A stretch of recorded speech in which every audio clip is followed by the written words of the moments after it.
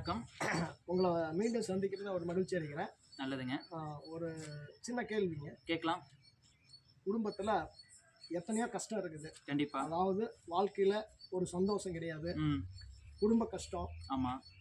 ஆஸ்பத்திரி செலவு. ஓகே. இந்த மாதிரி பக்கத்து பில்லி சூனியம் இந்த மாதிரி பிரச்சனை. ஒரு மனசனுக்கு ஒரு நிம்மதி கிடையாது. கண்டிப்பா. பொதுவாக இது எல்லாத்துக்கும் இந்த மாதிரி ஒரு பிரச்சனைக்கு எந்த மாதிரி அணுகுமுறையை நீங்கள் சொல்ல விரும்புகிறீங்க அதை சொல்லுங்கள். ஓகே, ஒரு அற்புதமான கேள்வி கேட்டிருக்கீங்க. இந்த கேள்வி உங்களுக்கு மட்டும் இல்லை, இந்த வீடியோவை பார்க்குறவங்களுக்கு இது ஒரு பயனுள்ள ஒரு கேள்வியாக இருக்கும்.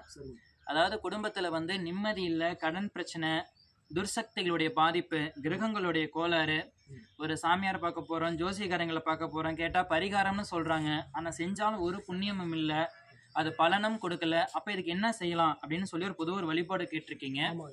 இதில் வந்து நான் என்னுடைய கோவிலுக்கு, என்னுடைய பாலவராகி அம்மன் கோவிலுக்கு வரவங்களுக்கு நிறைய பேர்த்துக்கு நான் சொல்லியிருக்க ஒரு வழிபாடு முறை தான். அதில் பலரும் பயனடைஞ்சிருக்காங்க. ரொம்ப அற்புதமான வழிபாடு, மிக எளிய வழிபாடு தான். இதில் உங்களுக்கு செலவு அப்படிங்கிறதெல்லாம் பார்த்தா ரொம்ப பெருசாலாம் ஒன்றும் கிடையாது.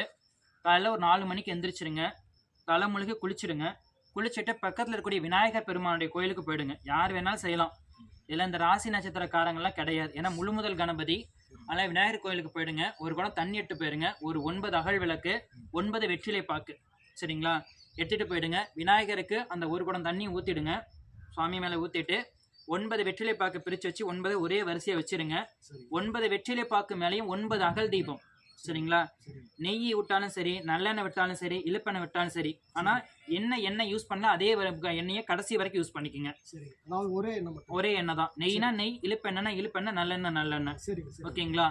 இந்த 9 தீபம் ஏற்றிட்டு விநாயகர் பெருமான்ட்டு, என் குடும்பத்தில் இந்த மாதிரி பிரச்சனை இருக்குது சுவாமி, எனக்கு தீர்த்து வைங்கன்னு சொல்லி விநாயகர் பெருமான்ட்ட வணங்கிட்டு ஒரே ஒரு முறை மட்டும் விநாயகர் பெருமான இடமிருந்து வளமாக சுற்றி வழிபாடு பண்ணிட்டு, இப்படி பண்ணிட்டாங்க 48 நாள் தொடர்ந்து செஞ்சுட்டு வாங்க.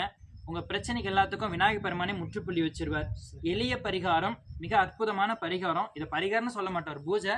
அதாவது 9 அகல் தீபம் எதுக்கு அப்படின்னா 9 கிரகங்களுக்கு உண்டான ஒரு தீபம், சரிங்களா. எதுக்கு விநாயகர் பெருமானுக்கு வெற்றிலை வைக்கிறோம்? அவருக்கு வந்து அருகம்புல் தானே, வெள்ளை இருக்கு தானே, எதுக்கு அங்கே வெற்றிலை வைக்கிறோம் அப்படின்னு சொல்லி கேட்டிங்கன்னா, வெற்றிலை அப்படின்றது ஆஞ்சநேயர் உகந்தது, ஓகேங்களா. வெற்றிலை வந்து ஆஞ்சநேயர் உகந்தது. விநாயகர் பெருமானுடைய வழிபாட்டு முறையில் ஆதியந்த மூர்த்தி அப்படின்னு ஒரு வழிபாடு இருக்கு. அது மேக்சிமம் அதிகம் யாருக்கும் தெரியாது. அதாவது அர்த்தநாரீஸ்வரர் எப்படி இருப்பாரோ அதே போல விநாயகரும் ஆஞ்சநேயர் பெருமானும் 2 பேரும் ஒன்னா இருந்த கோலம், ஒன்றிணைந்த கோலம்னு சொல்றது. சரிபாதியா இருப்பாங்க. விநாயகர் ஒரு பக்கம் அப்படின்னா ஆஞ்சநேயர் ஒரு பக்கம் இருப்பார். அது வந்து ஆதியந்த மூர்த்தின்னு பேரு. அந்த நேரத்துல காலைல பிரம்ம முகூர்த்த வேலையில விநாயகருக்கு உரிய ஒரு தீப வழிபாடும் ஆஞ்சநேயருக்கு உரிய ஒரு வெற்றிலையும் நீங்க வச்சு வழிபாடு பண்ற பொழுது ஆதியந்த மூர்த்தியோடைய ஆசீர்வாதம் உங்களுக்கு அதுல பூரணமா கிடைச்சிரும்.